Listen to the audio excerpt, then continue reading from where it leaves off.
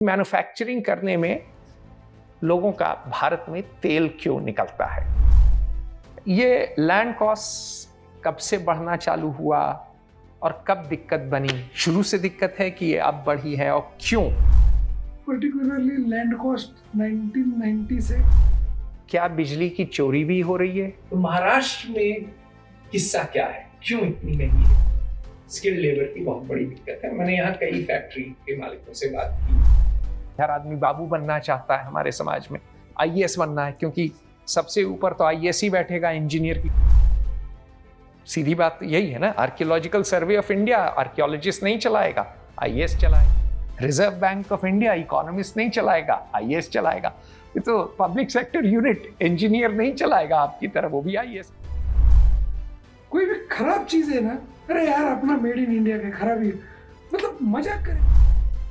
हर आदमी एक ही रोना रो रहा है कि साहब जीएसटी नासूर, बहुत कॉम्प्लिकेटेड है, 4 दफे भरना पड़ता है। वर्ल्ड्स हाईएस्ट जीएसटी 28% इंडिया में है, as per best of my knowledge. अपने से नीचे जो 2 लोग हैं वो 27% में कोई तो है, बट 28% वाला तो सिर्फ इंडिया। आपको कितनी दफे जीएसटी देना पड़ता है साल में? हर महीने। Public sector is the private sector of the IAS के खाने चबाने के लिए है पब्लिक सेक्टर। तो कैसे फायदे में कि आपको न लेबर मिल पा रहा है, न आपको पावर ठीक मिल पा रहा है, न साफ सुथरी सड़क मिल पा रही है, ये भी एक दिक्कत है।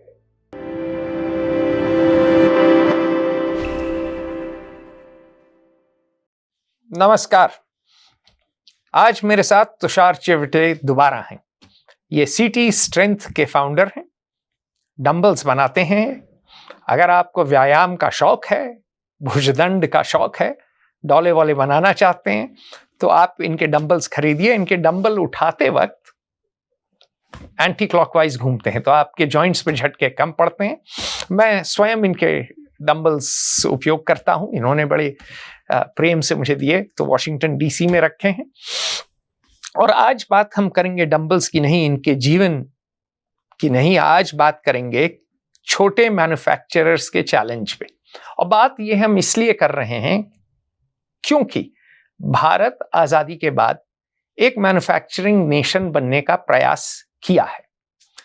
जवाहरलाल नेहरू ने सोशलिज्म अपनाया और बड़ी बड़ी पब्लिक सेक्टर यूनिट्स बनाई।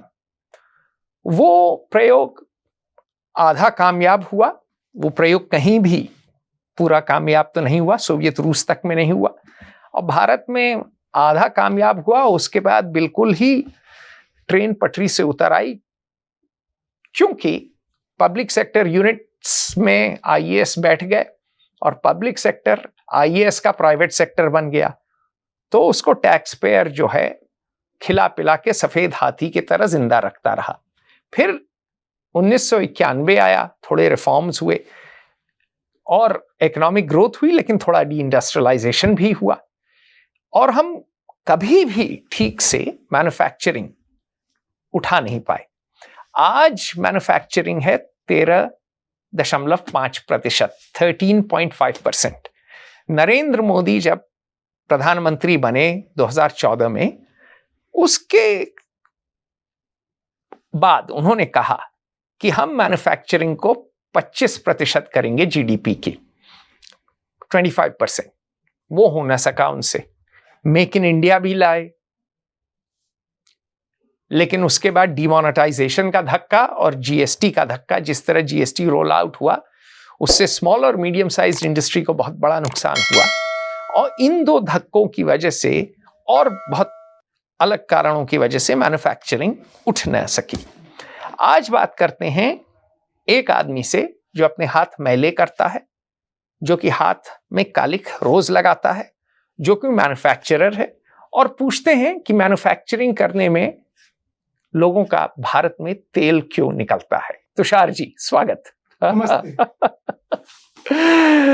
तो तुषार जी, आज आपसे बात करनी है कि मैन्युफैक्चरिंग में चैलेंज क्या आ रहे हैं, और आप एक सक्सेस स्टोरी हैं।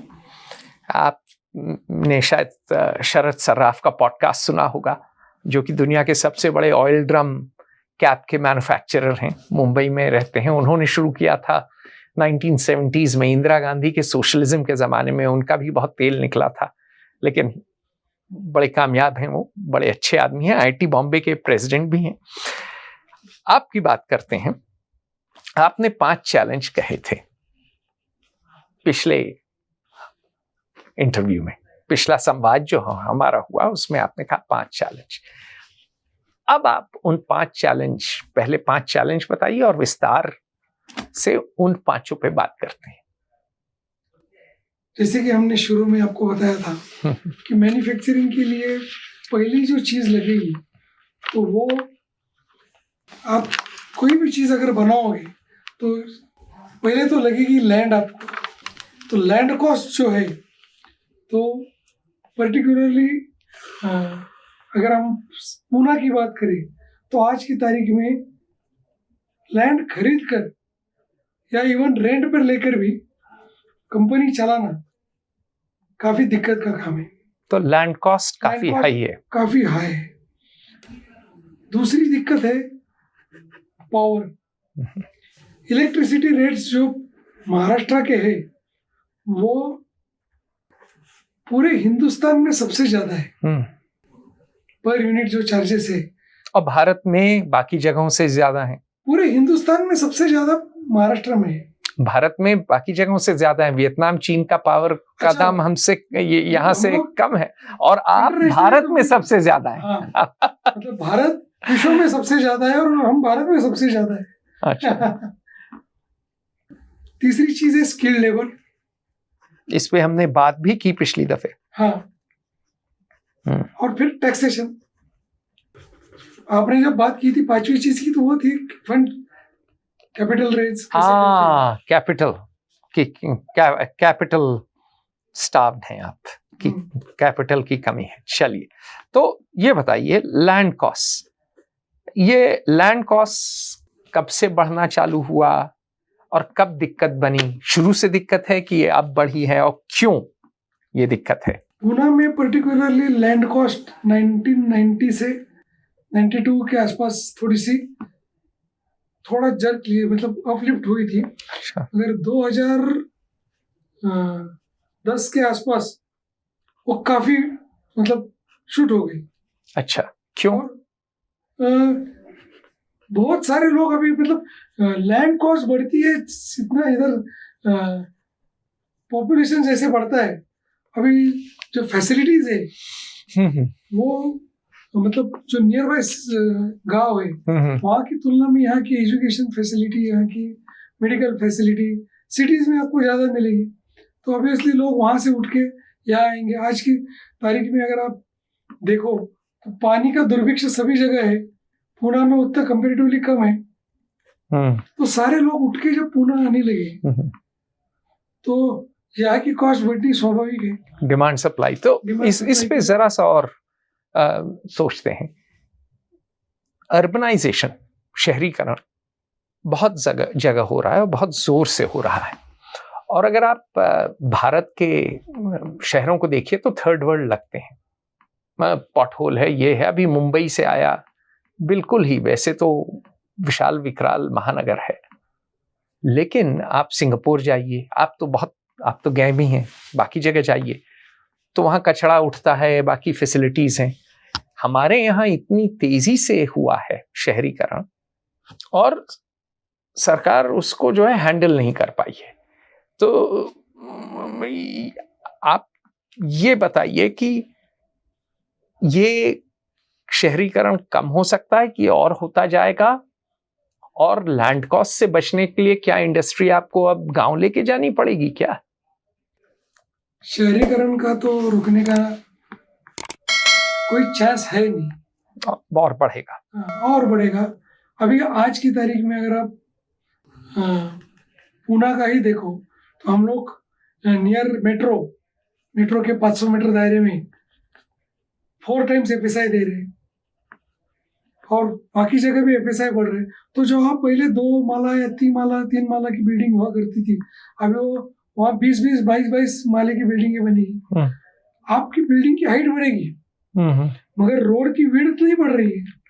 नंबर ऑफ व्हीकल्स बढ़ रहे हैं। अभी हाल ही में तो अर्बन प्लानिंग के नाम पे हम लोग काला अक्षर भैंस बराबर है, अनकंट्रोल्ड ग्रोथ है। कंट्रोल ग्रोथ है, और वो ग्रोथ मतलब अमीबा जैसी है, मतलब उसको कोई शेप ही नहीं है, जो वो धारण करेगा वही शेप है।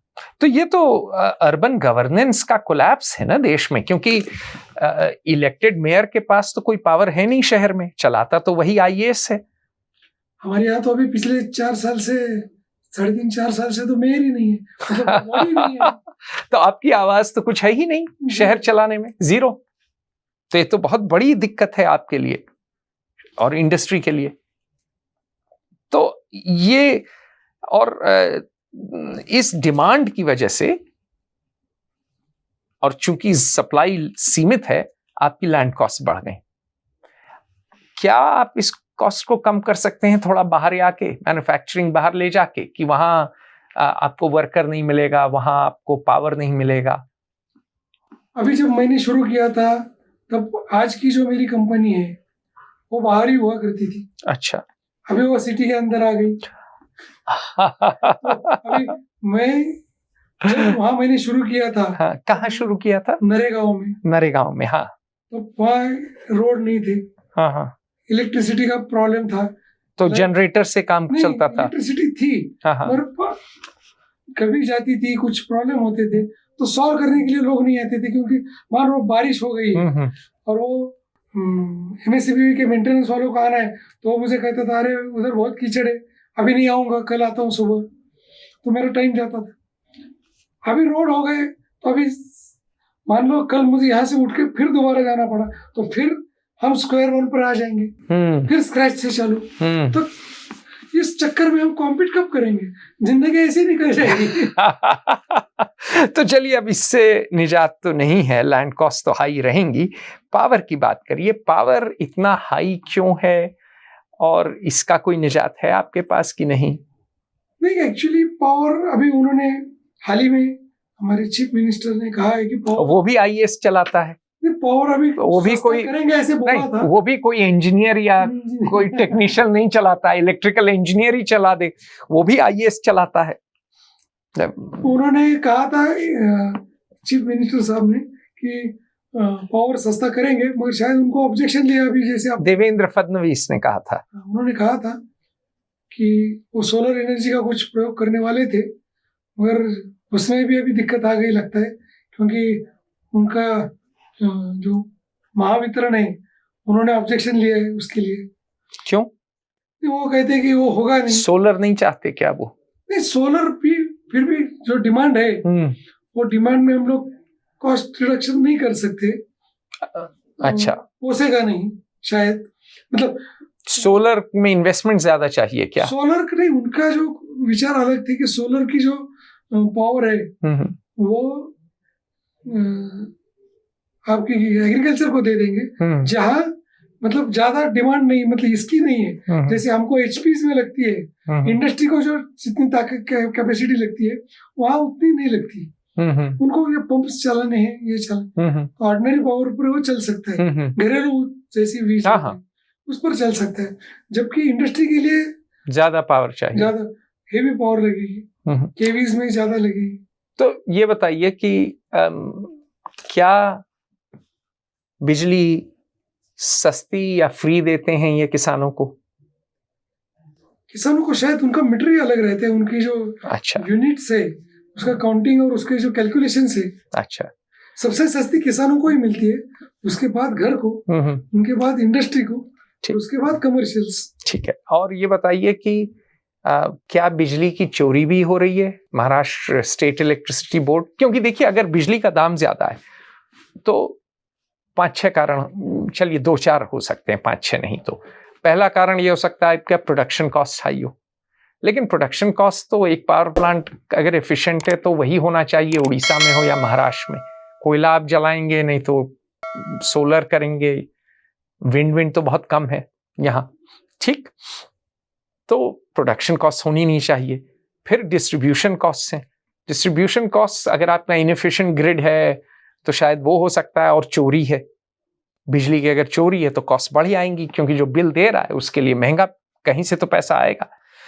तीसरा यह है कि आप सब्सिडी दे रहे हैं, कि आपने कुछ लोगों को फ्री दे दी, जैसे कई अब नेता कह रहे हैं कि भाई हम घर को इतने तक बिजली फ्री दे देंगे, किसान को फ्री दे देंगे, तो तब जो दे रहा है उसी से आपको ज्यादा लेना होगा। तो महाराष्ट्र में किस्सा क्या है, क्यों इतनी महंगी है बिजली? जैसे आपने अभी कहा कि मुझे भी शायद यही लग रहा है कि वो सब्सिडी एक चीज है, और दूसरी चीज लीकेजेस भी जो है, मतलब जो मात्रा में जनरेट हो रही है और उतनी की उतनी सारी की सारी डिस्ट्रीब्यूट नहीं हो रही है, मतलब इफेक्टिव यूज नहीं हो रहा है उसका, वो लीकेज में बहुत सारा जा रहा है। लीकेज मतलब चोरी, मैं कटिया फंसा के नहीं बोल सकता, लीकेज हम लोग कह सकते हैं। ठीक है, चलिए, तो ये हो गया पावर, लेकिन पावर कॉस्ट है, इसका कोई निजात अभी नहीं है आपके अभी पास, तक तो नहीं निकला। ठीक है, ये दो दिक्कतें आ गई। तीसरी बात, इस पे हमने बात भी की थी स्किल्ड लेबर की, इस पे हम थोड़ा गहरा गए थे। स्किल्ड लेबर की कमी आप ही ने नहीं, पुणे में मैं जिससे भी बात किया हूं, जो भी इंडस्ट्री में कहता है भाई स्किल्ड लेबर की बहुत बड़ी दिक्कत है। और मैंने यहाँ कई फैक्ट्री के मालिकों से बात की और कहते हैं कि हमें आदमी ही नहीं मिल रहा है काम करने के लिए, और कोई हाथ से काम करना ही नहीं चाहता है, हाथ में मैल या कालिक लगाना ही नहीं चाहता है। इस पे आप थोड़ा प्रकाश डालिए। हम लोग जब, मतलब मैं जब काम करता था शुरू में, तब उस वक्त शायद या उस जनरेशन में, अभी जनरेशन का ये मतलब मेरी जनरेशन में लोगों को नेसेसिटी जो जॉब की थी जितनी लगती थी, आज जो बेसिक रिक्वायरमेंट शायद आज की जनरेशन के माँ बाप ने उनकी जनरेशन रिक्वायरमेंट्स कंप्लीट की है। आपने तो जो है कार के वो भी पूछे हैं, हाँ, विंडो स्क्रीन, आपने तो सारे काम किए, आपने तो हाथ से तो बहुत काम किया है, बड़ा संघर्ष किया है। वो क्या कहे, वो नीड ऑफ द आवर्स जिसे कहते हैं वो था। अभी आज मशीन पर काम करना है, मेरी तो सारी सीएनसी मशीन से, ऐसे नहीं कि हाथ से कुछ उसको काम करना है, मगर मशीन पर काम करने के उसको थोड़ा ब्लू कॉलर समझते हैं। अच्छा, और तो सामाजिक एक परिप्रेक्ष्य है, हाँ, वो एक बड़ी दिक्कत है स्किल्ड लेबर के लिए। और क्या कारण है? और मतलब जहाँ अभी हम लोग अगर इंजीनियरिंग कॉलेज की बात करें तो बच्चे जब 4-4 साल भी इंजीनियरिंग मतलब कंप्लीट करने के बाद भी very few of them can understand the fundamentals of engineering. अच्छा, जैसे समझाइए। मतलब अभी मैं एक आपको किस्सा सुनाता हूँ। मेरे पास एक लड़का आया था, उसने बीई किया था मैकेनिकल इंजीनियरिंग में, बीई बैचलर इन इंजीनियरिंग, तो बीई बैचलर ऑफ इंजीनियरिंग।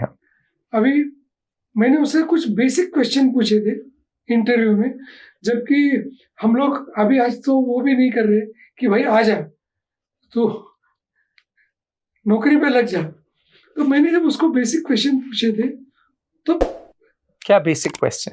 जैसे कि अभी वो तो फ्रेश था, तो मैं उसको मशीन्स के बारे में तो ज्यादा पूछा नहीं। मैंने उसको कहा कि तू जो पढ़ा है उसमें से कुछ चीजें मुझे बता दे। लेट्स, अभी हम लोग कहते हैं कि हम इधर क्वालिटी का काम करते हैं, देन व्हाट इज क्वालिटी? तो अभी तू कोई 1-2 लॉज है, ओम्स लॉ है, न्यूटन्स लॉ है, जो तू पढ़ा है, तू जो भी कुछ पढ़ा है, या तूने कुछ प्रोजेक्ट किया है, लास्ट ईयर में प्रोजेक्ट करते हैं इंजीनियरिंग के बच्चे, तो क्या प्रोजेक्ट किए? तो 1-2 इधर उधर के आंसर देने के बाद सिर्फ फिर पता चलता था कि इसने प्रोजेक्ट खरीद के लाया है, अरे बाप रे बाप, और वो सबमिट किया है, तो उसको कुछ फंडामेंटल्स ही मालूम नहीं है इंजीनियरिंग के। आप क्वालिटी की हमेशा परिभाषा देते हैं और याद है आपको, कंठस्थ है। हाँ, देंगे। हाँ?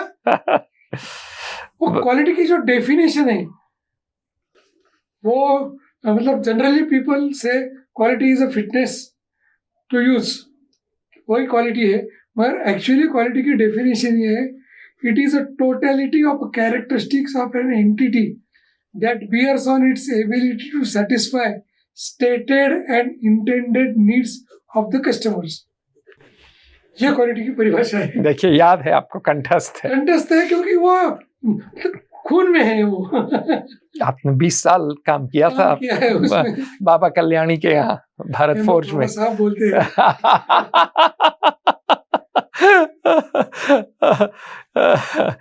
चलिए, बाबा साहब बोल देते हैं उनको।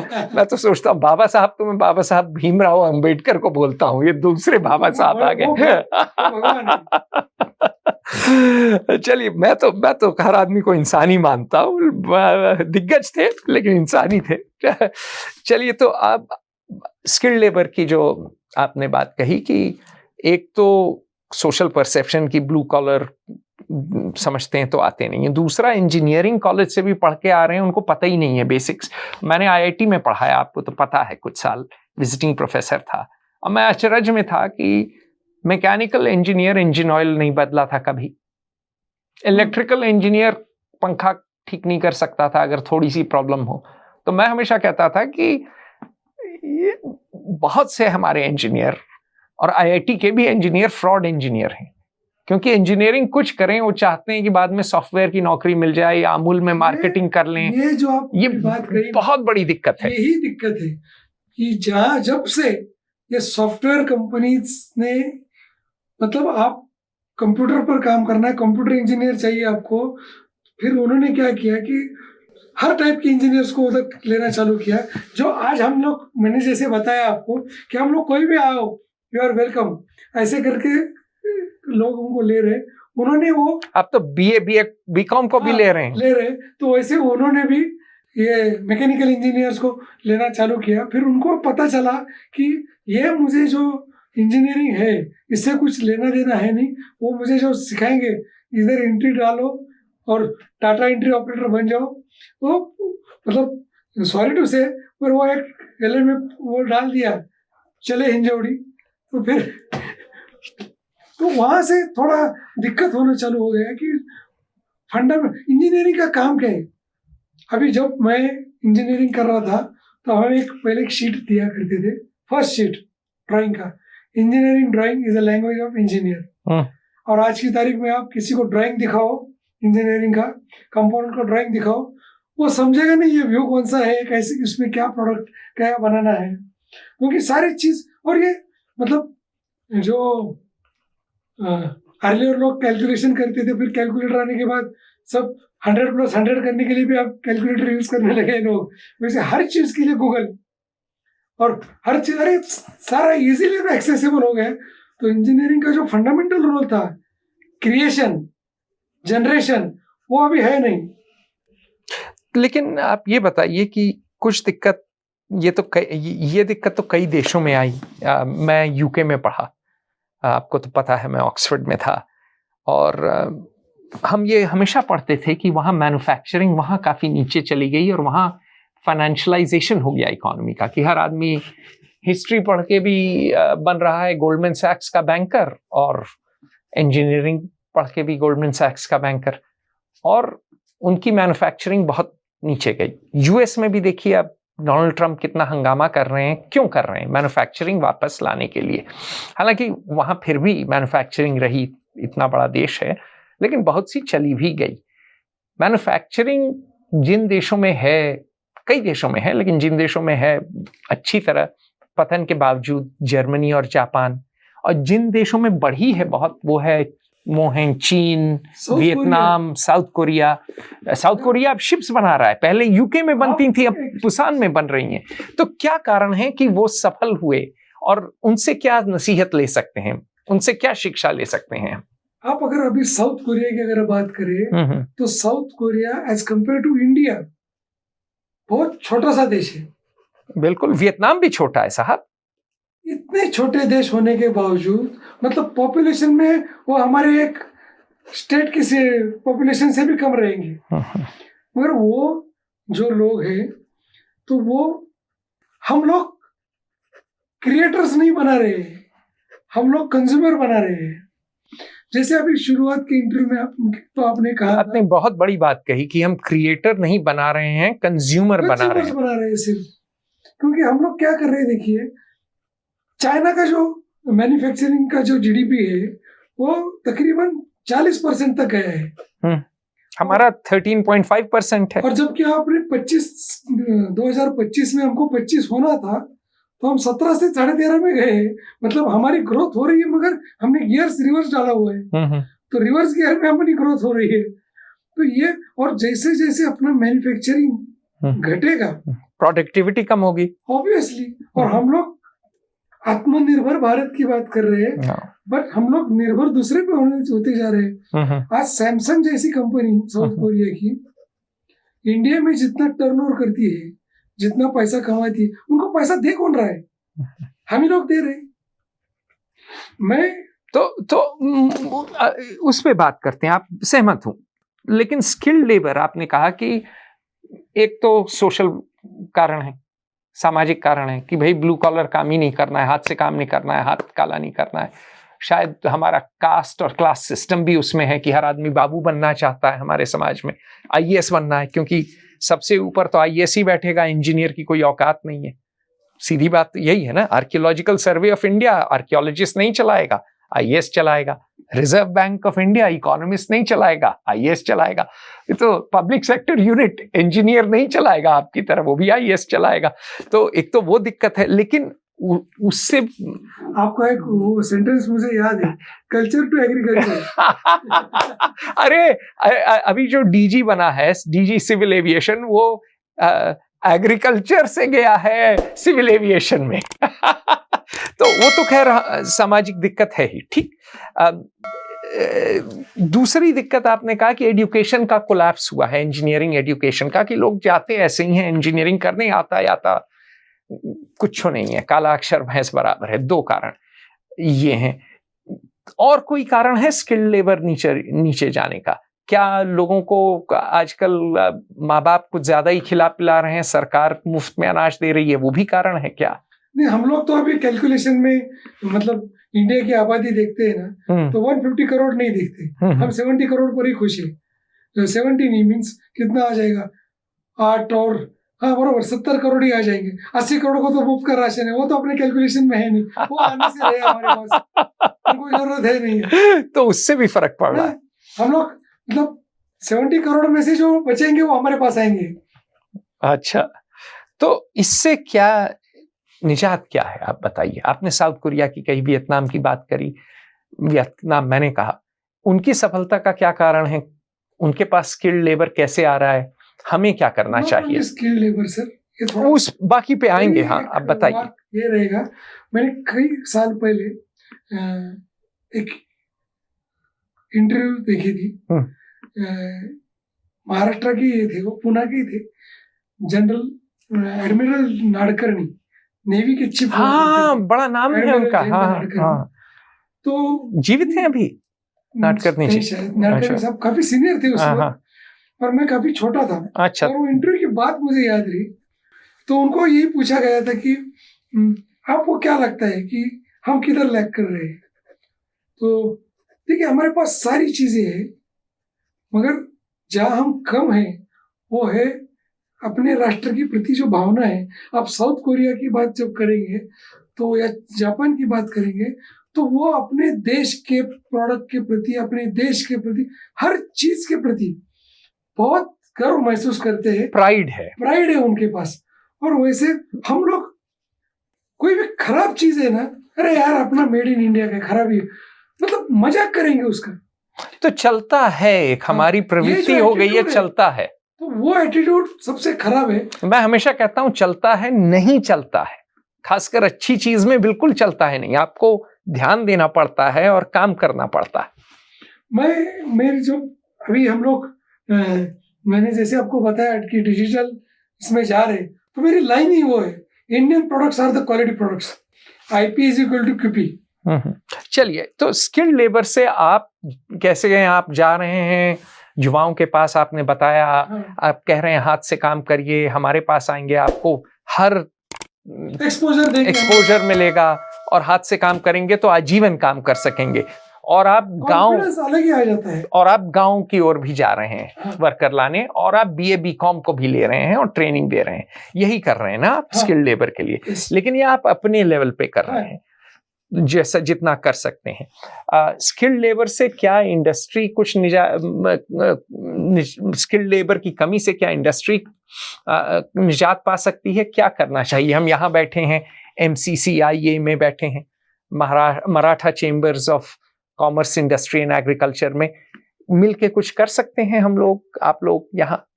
हमने यहाँ मतलब कई इंस्टीट्यूट के साथ भी वो टाइप कर रहे हैं कि यहाँ के बच्चे इंडस्ट्री में आए। मगर जनरली होता क्या है कि हर एक को बड़ी कंपनी में जाना है और फिर भी ज्यादातर सॉफ्टवेयर में ही जाना है, कंप्यूटर के सामने ही बैठना है।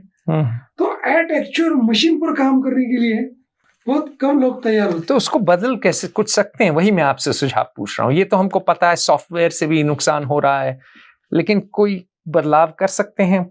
सरकार कुछ कर सकती है, बिजनेस कुछ कर सकता है, सामूहिक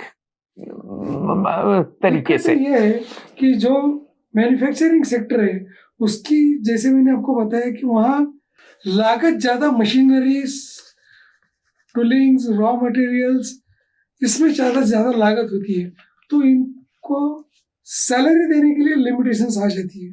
अच्छा, ऑब्वियसली।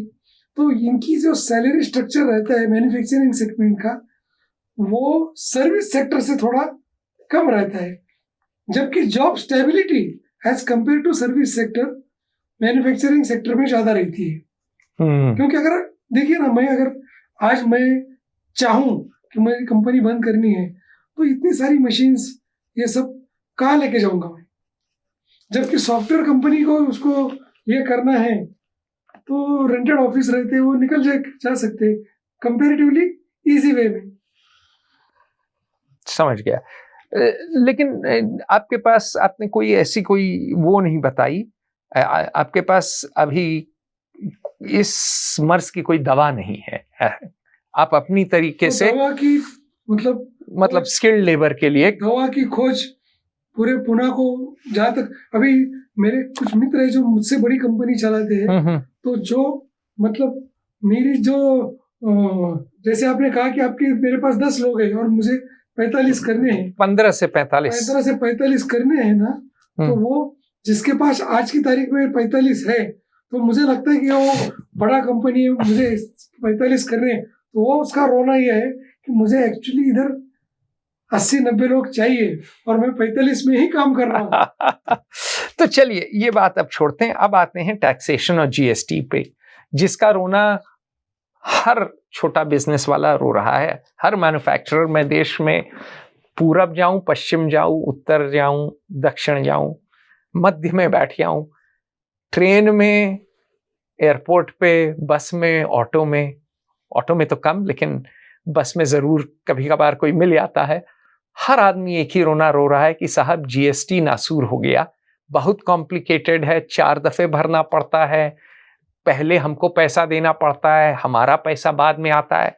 आप बताइए GST से आपका क्या अनुभव है, क्या तजुर्बा है? जहां तक मेरा नॉलेज है, we are number 1 in GST। जो टैक्स स्ट्रक्चर है, वर्ल्ड्स हाईएस्ट GST 28% इंडिया में है, as per best of my knowledge. अपने से नीचे जो 2 लोग हैं वो 27% में कोई तो है, और 28% वाला तो सिर्फ इंडिया है। अच्छा, तो एक तो बहुत हाई है, तो मतलब नंबर 1 कहीं तो हम लोग है दुनिया में। जैसे पॉपुलेशन टैक्स में पॉपुलेशन में भी नंबर 1 है और टैक्स में भी नंबर 1। भाई 80 करोड़ को मुफ्त खाना देना है, कहीं से तो पैसा लेना है। और मतलब जो एक जगह हम लोग कहते हैं कि वी आर ग्रोइंग इकोनॉमी, हम लोग 5वीं पायदान पर है, 4थी में जाने वाले हैं, और आज भी मतलब हाईएस्ट सिविलाइजेशन चल रहा है, नागरिकरण जोर से चल रहा है, और हमारे यहाँ मतलब AC, फ्रिज लग्जरी आइटम में है जिस पर 28% GST है। तो नेसेसिटी की चीज है। अर्लियर जिम्स को भी 28% लिया करते थे, जो फंडामेंटल चीज है। और हमारी गवर्नमेंट के से डिमांड यही, रिक्वेस्ट है, डिमांड तो अभी करने की ताकत में भी नहीं, हम रिक्वेस्ट ही कर सकते हैं। चलिए आप रिक्वेस्ट करिए, मैं डिमांड करता हूँ। हाँ, हम लोग पर्टिकुलरली मैं अपने सेगमेंट के लिए रिक्वेस्ट करूंगा कि हम लोग फिटनेस इंडस्ट्री में हैं, जो कि अगर जो लोग फिट है, हम लोग आपकी जो एसेट है उसको एसेट रखने के लिए मदद कर रहे हैं। हेल्थ केयर आपका कॉस्ट कम करेगा अगर लोग फिट हैं, डायबिटीज कम होगी, हार्ट अटैक कम होगा, हाइपरटेंशन कम होगा, और बाकी लाइफस्टाइल आज डिजीजेस कम होंगी। आपने जो अभी कहा डायबिटीज की बात की, India is a capital of diabetes. Correct. मेरे पिताजी तो आपको पता है प्लास्टिक और रिकंस्ट्रक्टिव सर्जन थे, फौज में थे, और उसके बाद गए वो अपोलो हॉस्पिटल में थे। तो उन्होंने तो पूरी पिक्चर देखी है ना, कैसे हम पहले क्या था कि खाने की कमी थे, और हम वहां से शहरों में अब डायबिटीज और हार्ट अटैक के बिल्कुल एपिडेमिक में फंस गए हैं।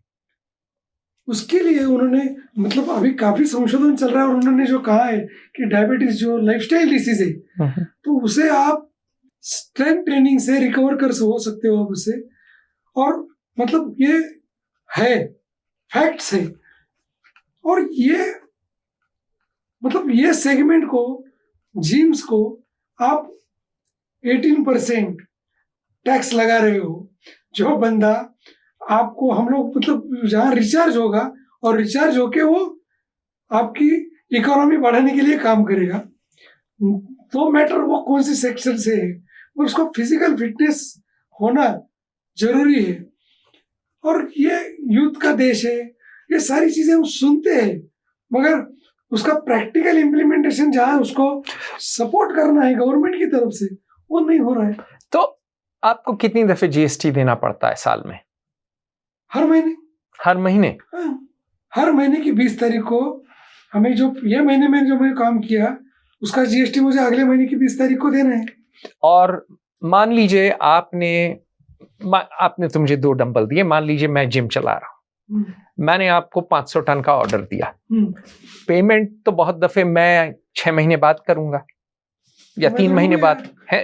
कितना पेमेंट में रहता है ना, 6 महीना से 1 साल? नहीं, पेमेंट हम लोग 45 डेज का 45 डेज का, और कभी कभी बढ़ता जाता होगा। 45 डेज में आता नहीं है। कितने दिन में आता है? वो डिपेंड्स, कब, कितने दिन में एवरेज बताइए?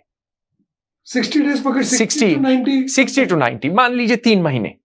लेकिन आपको वो टैक्स जिसका पेमेंट 3 महीने बाद आएगा, वो आपको 20 तारीख को देना है ना? हाँ, नहीं दिया तो उसको पेनल्टी है, इंटरेस्ट है। तो इसका मतलब कि आपका कॉस्ट और बढ़ गया जीएसटी की वजह से, आपका कैश फ्लो पे प्रेशर आया, आपको वर्किंग कैपिटल ज्यादा चाहिए क्योंकि आपको कैपिटल टैक्स तो देना ही देना है। तो ये तो बहुत बड़ी दिक्कत है। अच्छा, डिपार्टमेंट हैरेस भी करता है क्या? नहीं, रिफंड वगैरह रोक के नहीं? बड़ा नहीं बन गया है। चलिए, तो क्या कहते हैं अंग्रेजी में, fingers crossed, knock on would कि आपको हैरेस कभी ना करे कोई। तो एक तो ये जीएसटी की दिक्कत ये हुई कि आपको हर महीने देना है और पैसा आने के पहले टैक्स भर देना है, ये बहुत बड़ी दिक्कत है। और इसमें क्या है, टैक्स रेट हाई है। टैक्स रेट बहुत हाई है। अच्छा, एक रेगुलेशन आया है कि अब आपको जिस 4 जगह से आया स्टेट, तो आपको स्टेट में डिवाइड करके देना है। ये अभी रेगुलेशन आया है। अभी क्या है, ये सब चीजें देखता सीए है। हाँ। तो हम लोग क्या करते हैं, उसको जो आया हमको, मतलब इधर इस पे आग लगी हुई है। वैसे लोग बड़े परेशान हैं, बोलेंगे कैसे हम तय करेंगे कि अगर सामान इसको देना है कि उधर देना है। मेरे लिए भी दिक्कत हुई क्योंकि मैं ऑल इंडिया भेजता हूँ। तो ये किस आईएएस के दिमाग की उपज थी? इंग्लिश लिटरेचर पढ़ा हुआ कोई आईएएस होगा? जनरली वो आईजीएसटी में जो है ना, आईजीएसटी तो वो स्टेट में जाता है। हाँ। जिस स्टेट में हम सामान बेचते हैं, जैसे मैंने अभी कहा वो नहीं, ये सेंट्रल आइडिया है, ये सेंट्रल मिनिस्ट्री से आया है, जो मैं सुन रहा हूं। अगर मैं गलत हूं तो क्षमा चाहूंगा, लेकिन ये मुझे कई लोगों ने, आज ही जो है कई लोगों ने मुझे बताया, तो मैं पढ़ नहीं पाया हूं क्योंकि मैं बाकी काम कर रहा था।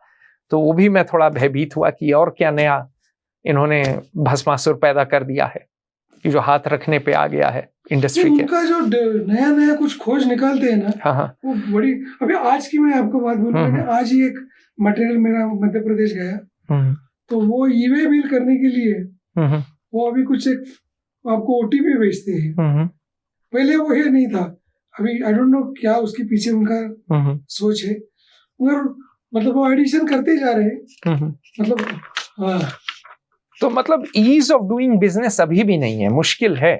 जीएसटी टैक्स, काफी टैक्स और बाकी रेगुलेशन हाँ मुश्किल है, दिक्कतें हैं। वो थोड़ा आसान कर सकते हैं। चलिए, ये हुई चौथा चैलेंज आपके लिए, टैक्सेशन, जो कि ओनरस है। और दूसरा, टैक्स आप देते हैं लेकिन उसके बदले में आपको सर्विसेज नहीं मिल रही हैं, कि आपको न लेबर मिल पा रहा है, न आपको पावर ठीक मिल पा रहा है, न साफ सुथरी सड़क मिल पा रही है। ये भी एक दिक्कत है। ये मतलब वो मेरा नहीं, शायद पूरे हिंदुस्तान का प्रॉब्लम है। वो भी बात सच है। तो चलिए, ये अब तो हम भी हिंदुस्तान की बात कर रहे हैं ना, आपके छोटे मैन्युफैक्चरर या छोटे इंडस्ट्रियलिस्ट ही कह लीजिए आपको, के नजरिए से क्या। पांचवी चीज आपने कहा कैपिटल। हाँ। कैपिटल की बहुत कमी है, आपको घर गिरवी रखना पड़ा है बिजनेस के लिए। कैपिटल की दिक्कत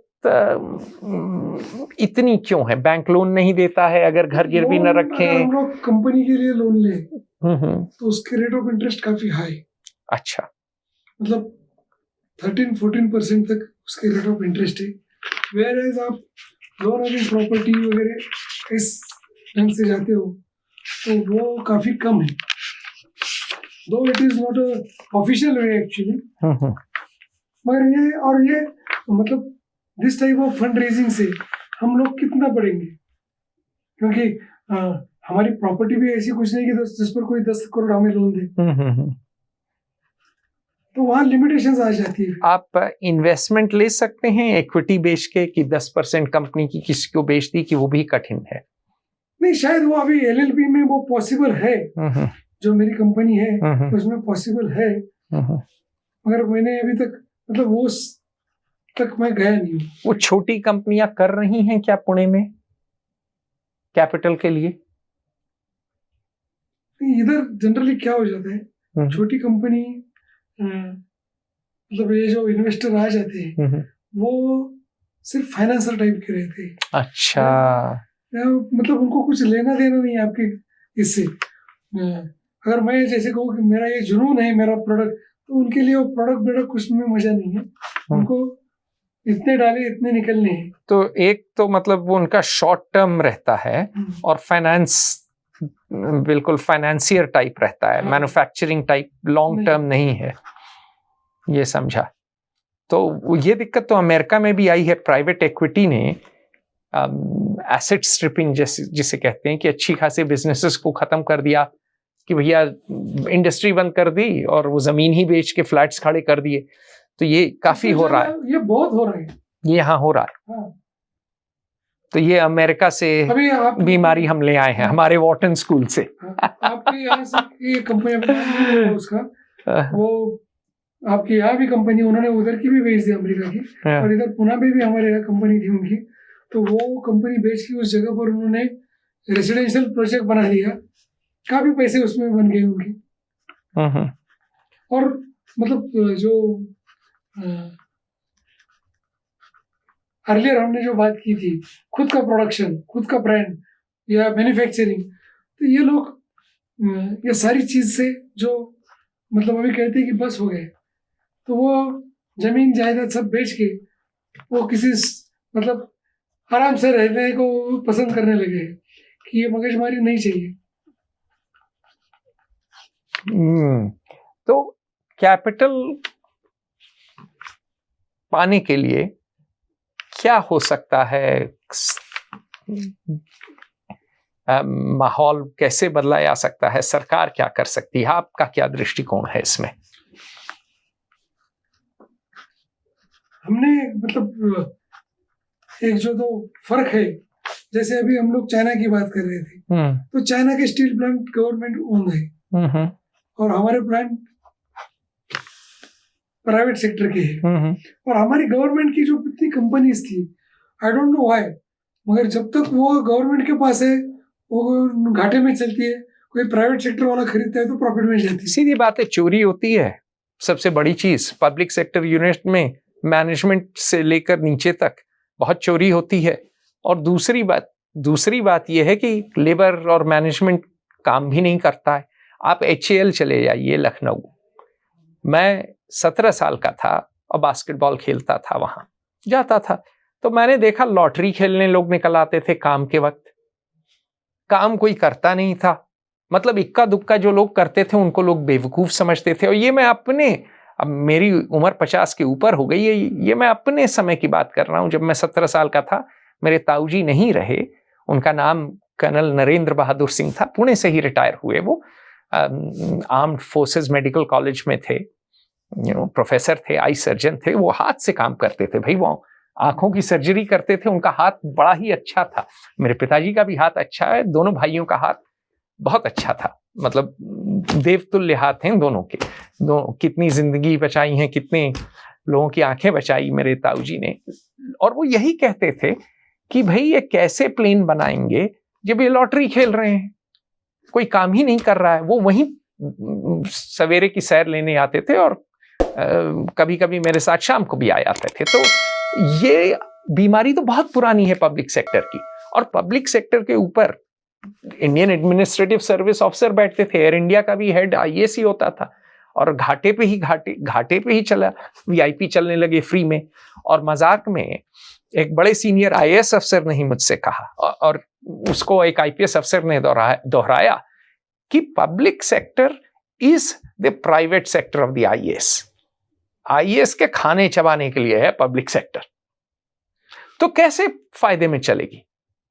तो दिक्कत यह हो जाती है कि वो गवर्नमेंट अगर हमको सपोर्ट करना चाहे, तो जैसे मैंने आपको कहा कि ये स्टील प्लांट अगर हमारे गवर्नमेंट के है और गवर्नमेंट कुछ हमें, मतलब जैसे कि क्रेडिट्स पास कर सकती थी, या कुछ पर्टिकुलर सेक्टर के लिए टैक्स स्ट्रक्चर में भी थोड़ा मुनाफा दे। तो एक तो क्रेडिट और दूसरा टैक्स स्ट्रक्चर आपको मैंने पर्टिकुलरली, मैं जहाँ जाता हूँ वहाँ लोगों को ये कहता हूँ, ये रिक्वेस्ट भी करता हूँ कि जो ये फिटनेस इंडस्ट्री है इसको आप 18%, आई डोंट नो व्हाई, क्या लॉजिक है इसके पीछे, कि आदमी को फिट रहना ये उसका नैतिक, मतलब बेसिक अधिकार है, और वो उसके लिए भी आप उसको 18% चार्ज कर रहे हो।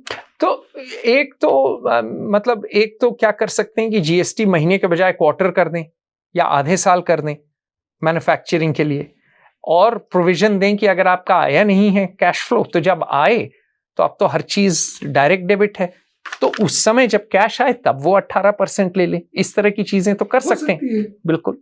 तो इस तरह की नीतियां आप चाहेंगे कि बिजनेस फ्रेंडली हो, और बिजनेस को शक की निगाह से नहीं देखें, ये ना सोच के देखें तुम चोर हो, तुम नींबू हो, मैं निचोड़ लूंगा। इस तरह सोचें कि ये फल है, ये फलदार पेड़ है, इसको पानी देकर सींचकर बड़ा करें। ये अगर आप जैसे कहते हैं ऐसा अगर होता है तो मतलब सोने पे सुहागा है। भाई आशा करता हूं कोई तो नेता देख रहा होगा, इक्का दुक्का मेरे दोस्त ही देख रहे होंगे जो कल के नेता हैं, और अगर वो अपनी धारणा बदल सकें और अपना मन बदल सकें और सत्ता IAS के हाथ से लेकर बिजनेस को थोड़ा सा और छोटे बिजनेस को बढ़ोतरी दें तो बड़ा अच्छा रहेगा। को तो ऑलरेडी वो दे रहे हैं, बड़े बिजनेस को तो मक्खन मलाई सब कुछ मिल रहा है। लेकिन हमें काम करने के लिए सहयोग दे, सांस लेने दें आपको, और थोड़ा सा सहयोग दे, मेहनत करने के लिए हम जी जान से मेहनत करने के लिए तैयार हैं। चलिए उसी बात पे हम जो है आज का संवाद समाप्त करेंगे और आपको दोबारा बुलाएंगे। मैं आपको आज जब हम समाप्त कर रहे हैं, मैं आपको वादा करता हूँ, अगर हमें थोड़ी सहयोग गवर्नमेंट करती है ना, तो हम गवर्नमेंट को भी वो प्राइड अपनी तरफ से दे देंगे कि ये अपने देश के हमारे प्रोडक्ट्स, हमारा नाम लोग बाहर गर्व से ले कि इंडियन प्रोडक्ट्स है। जैसे मैंने आपको अर्लियर बताया कि आज भी लोग बोलते हैं कि नहीं जर्मन का ये ले लो, जापान का ये ले लो, इंडियन प्रोडक्ट भी उसकी टक्कर के बन सकते हैं। आप हम पर भरोसा रखो, हमें भरोसा दो, हमें उम्मीद दो, थोड़ा सहयोग दो, हम पूरी मेहनत करेंगे, कर रहे हैं। आज सिर्फ क्या हो रहा है कि आप पैसे की नजर से देख रहे हैं, कह रहे यार सेक्टर छोटा है, इसके पास ये है, उससे मत देखिए। हमारी ताकत पैसे में नहीं है, हमारी ताकत यहाँ है कि हम लोग अपने देश के लिए कुछ करना चाहते हैं, अपना नाम करना चाहते हैं, देश का नाम करना चाहते हैं। सिर्फ हमारी पीठ पर एक बार हाथ रखो। बहुत बड़ी बात आपने कही। और जितने भी नेता देख रहे हैं, देवेंद्र फडणवीस देखें या नरेंद्र मोदी भी देखें, यही कहूंगा कि देखिए, अगर आपका छोटा बिजनेस बड़ा हुआ, रोजगार बढ़ेगा, आपका खुद टैक्स बढ़ेगा। कहानी है ना वो गोल्डन गूस के अंडे के चक्कर में उसने पेट काट दिया, गूस भी मर गई। तो गोल्डन गूस है, इनको जो है बड़ा करिए, हाथ रखिए, इनके पीठ पे हाथ रखिए, इनके सर पे हाथ रखिए, सहारा दीजिए। और इकोनॉमिक ग्रोथ जो आपकी 6% है, वो अगर अफसरशाही और टैक्स टेररिज्म अगर आप कम करेंगे तो 10% आराम से हो जाएगी। इंडिया बहुत ही लो बेस से पे है अभी। पर कैपिटा इनकम तो हमारी $2,600-2,700 पर ईयर है। ग्रोथ तो हमारी यूं जा सकती है और जाएगी अगर आप सांस लेने दें। थोड़ा सा अफसरों के हाथ से सत्ता छीन कर थोड़ा सा सहारा छोटे बिजनेस को दीजिए। चलिए, नमस्कार। नमस्ते, थैंक यू।